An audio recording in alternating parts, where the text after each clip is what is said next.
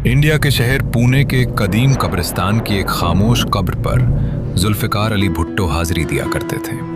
कब्र की तख्ती पर नाम लिखा था बेनज़ीर। जुल्फ़िकार अली भुट्टो को बेनज़ीर से इतनी मोहब्बत थी कि बरसों बाद उन्होंने अपनी बेटी का नाम भी बेनज़ीर रखा। इस वक्त भी ये कब्र इंडिया में है जिसकी तख्ती पर आज भी बेनज़ीर भुट्टो तहरीर है। लेकिन दुनिया ये नहीं जानती कि ये लड़की जुल्फ़िकार अली भुट्टो की सगी बहन और सर शाहनवाज भुट्टो की बेटी थी। लोग जुल्फ़िकार अली भुट्टो की बात तो करते हैं, लेकिन उनके वालिद सर शाहनवाज भुट्टो की कोई बात नहीं करता। तो ऐसे में हम आपको शाहनवाज भुट्टो के वो फैक्ट्स बताने वाले हैं जो किताबों में गुमशुदा हैं। ये कहानी है 8 साल के उस मासूम बच्चे की जिसके घर को अंग्रेजों ने जलाकर राख कर दिया। ये कहानी है उस बच्चे की जिसके वालिद को हुक्के में जहर डालकर कत्ल कर दिया गया।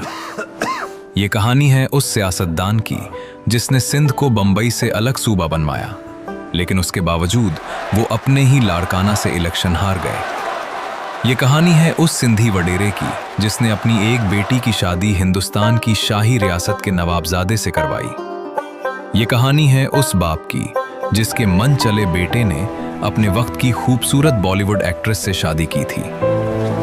ये कहानी है उस शख्स की जिसके नवासे के बेटे की शादी सऊदी हुक्मरान शाह फहद की बेटी से हुई।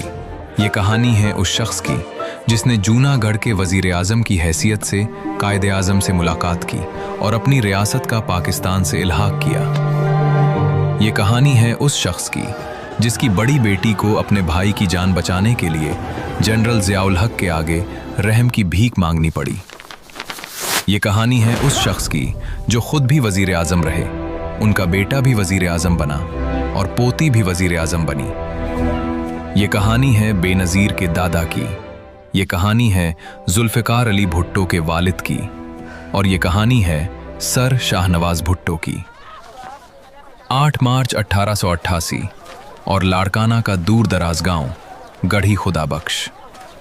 इस रोज गुलाम मुर्तज़ा भुट्टो के घर में बेटे की पैदाइश हुई जिसका नाम शाहनवाज रखा गया। ये गांव शाहनवाज के दादा खुदाबख्श खान भुट्टो ने बसाया था और उन्हीं के नाम से गढ़ी खुदाबख्श कहलाया। बताया जाता है कि ये भुट्टो लोग राजपूत नस्ल से थे जो सदियों पहले इस्लाम कबूल करके राजस्थान की तरफ से सिंध आए और रत्तो डेरों के करीब आबाद हुए। भुट्टो सिंध के सबसे बड़े जागीरदार थे। लाड़काना, सक्खर और जैकबाबाद में फैली उनकी जमीनें लाखों एकड़ पर मुश्तमिल थीं। शाहनवाज अभी 6-7 साल के थे कि